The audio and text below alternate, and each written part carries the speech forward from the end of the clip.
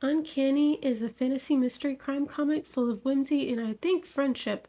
It's still fresh because there's only about 15 updates, but I can feel the power of friendship booming beneath the surface 100%. We get to follow a girl named May discovering the adventure of a lifetime.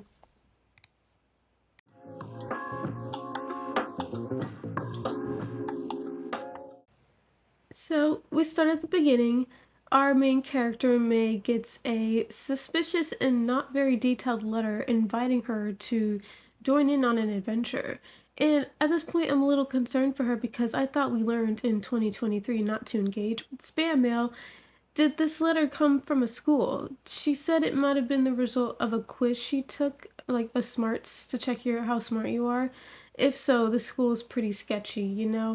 But caution is not welcome in the spirit of adventure, and so she presses forward and leaves on her new quest. May finally reaches her destination, a character named Anne's house. And Anne seems to be collecting children in the woods, like the witch from Hansel and Gretel, because we meet two more students here for the adventure. The first girl, named Juliet, does not give off friendly vibes. She's reading a book. She's probably an introvert. She's keeping to herself. And another person comes, we don't get their name yet. May, though she's such a friendly, happy soul, she tries to greet them and make friends. They kind of ignore her, though. She doesn't care. She's determined to get them to be her friends, so she goes up to them anyway. Next, we learn that the new person's name is Leo and is asking him questions and stuff. Juliet's in the corner looking a little annoyed. Finally, another child has been lured to the house, and May wastes no time getting to know them as well. His name is Elliot. He says he has no idea why he's there. Everyone's parents must be at work, I guess. Anne's plan is going off without a head. She's just collected on all. Anne expresses that she's disappointed that only 4 people came. So it's like, ma'am, how many letters did you send out? How many kids are you planning to shove into that oven? Jokes aside, one more person pops up last minute. His name is Peter. And oh my gosh, he's May's long lost friend. And he by far has the coolest design. What can I say? I'm biased for split color hair. It's finally time to learn about why everyone has been gathered. We've been gathered to destroy the abyss. Don't you love a mysterious hole in the ground? So it has been prophesied that 5 kids will come together and defeat the abyss by completing various tasks before it swallows the country. Which is actually pretty scary because what is stopping it from eventually consuming the world? The earth could just become a hole. At this point, my favorite character is poor Juliet. She looks so stressed every time she has to interact with these people. And they think she's mean, but I understand, sis. You're just uncomfortable in this new, unfamiliar environment with strangers. And people may ask, well, why did she come then? She should have stayed home. Sometimes the introvert just wants to be included, okay? Good character introductions also. The names were spaced out well, and it was easy for me to remember who was who. It also helped that they each had a distinct design, so I didn't get anybody confused. Nobody had the same hairstyle, stuff like that. Now, something I thought was pretty funny was none of the children, after Anne told them about how they're gonna go on an adventure together and fight this abyss, none of them were like, no, I'm not. I'm going back home. Every single one of them stayed. Leo he asked some questions. He was like, why do I need to do this? The hole is on a whole nother continent and this has nothing to do with me. And shut him down. But he wasn't opposed to the idea of crusading against it. He just wanted to know why he had to do it. And so it might be a little cliche, but there's a reason fantasy series always have that one character who's not 100% okay with it. It's basically built in conflict and it can be funny. Um, Also, Anne is a funny character. I don't know how old she is. I assume she's an adult because she has a house. But why did she send these poor kids off to their first mission with no planning, no instructions, no training? What did they do there for 2 weeks? And do we know how many of them are or aren't magic besides Peter? I would just like to know what is her plan because sending 10-year-olds to fight monsters is not a good plan. At least not without them having their own monsters. Like in Pokemon, they're sending you to catch these beasts, but they give you a beast to begin with. So I needed the kids to get some like a training arc or something, or have their own some type of offense because they get there and they're all like, "All right, guys, what's the plan?" And it's like, "Oh, and did it give you a plan? You're coming up with a plan?" Oh, well, this is gonna go great. I can't wait to see what happens in the next update. And now we're back to the I need to know section. I need to know where these people's parents are. In the flashback, we see May and Peter playing when they're like little babies, like little toddlers, and then Peter moves away, and the parents are there. The parents are like dragging him away because they're moving, and May's parents are there too. So, where were her parents when she got the mysterious letter and disappeared into the woods? And they were gone for 2 weeks, it said. So, are these parents not being like, where's my 12-year-old? Uh, where's my magic boy? I mean, maybe they assumed they went off to school, but are all magic schools boarding schools? I would like to know how they're doing the parental thing and how Anne is not getting the police called on her.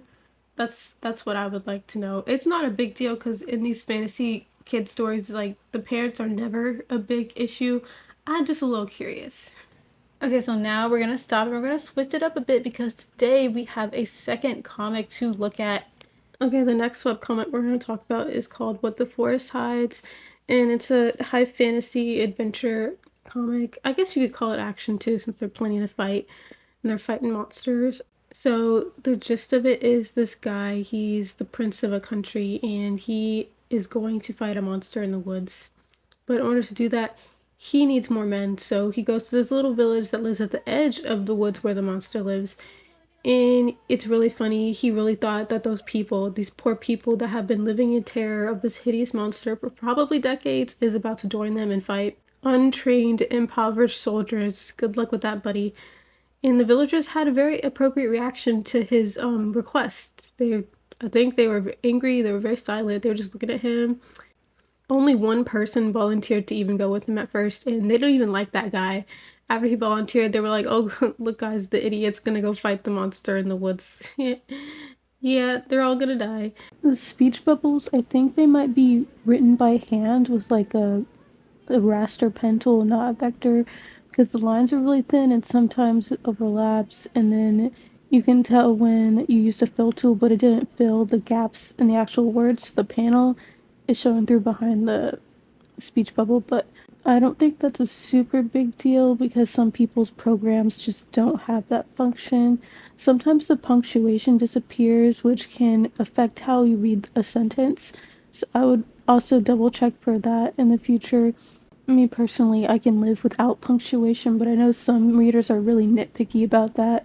And if they see that kind of stuff, they'll just click off, which I think is unnecessary, but just to let you know to keep an eye out for that. And as for the spacing in the speech bubbles, I would just read some of the other comics, the pro comics that you really like, and take note of how they position the sentence within the bubble, how the words are compositioned so that it looks clean, and then just start copying all their secrets into your stuff.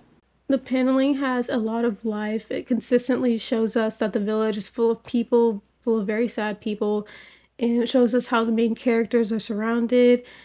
The prince character, he might be a spoiled baby, actually. I kind of like that his character, he pretends like he knows what he's doing and he's got his chest out. But how are you royalty and you've never ridden a horse extensively? He was complaining about his back being sore. Was that not a part of your princely training?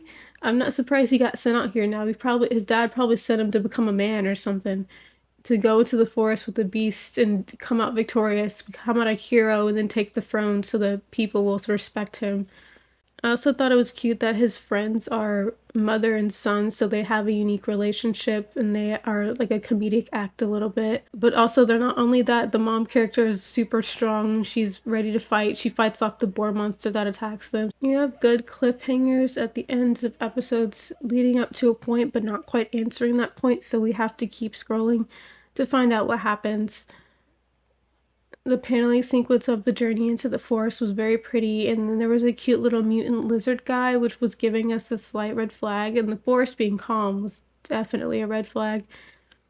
I do wonder, I wondered after I got to the end how the tension of the story would have changed if we'd seen the results of the darkness. Not necessarily showing the monster itself if you want a big reveal, but seeing what it was capable of and add more to why the villagers fear it so much besides disappearances, because Yeah, missing people is scary, but finding disfigured people, I feel like that's pretty scary too. Like they found the corpse of the weird animal at the edge of the forest. How come none of the bodies came back? And so that was also I was wondering about the boar. I guess it was a monster. Yes, the boar was a monster, but it was hard to tell how much more dangerous it was than a regular boar, since boars in general are violent and aggressive, even in real life, and they're big. They kill people, they'll eat your livestock. So, do you need special arrows to kill that kind of boar? Are its muscles impenetrable? Is it magic? It's also funny that the spoiled prince is so jumpy in the forest. I'm not confident that he's gonna be able to hold himself in battle. We haven't seen him fight yet. Can he fight? Cause he just ordered his mom friend to kill the boar instead of doing it himself. I think the creator of What the Forest Hides is kind of like me and has a whole bunch of life stuff going on because it says they're on hiatus in the latest chapter. But hopefully they will be able to carve out some time and come back and show us what's going to happen, because we ended on a big cliffhanger with the monster showing up. But I have faith that they will return.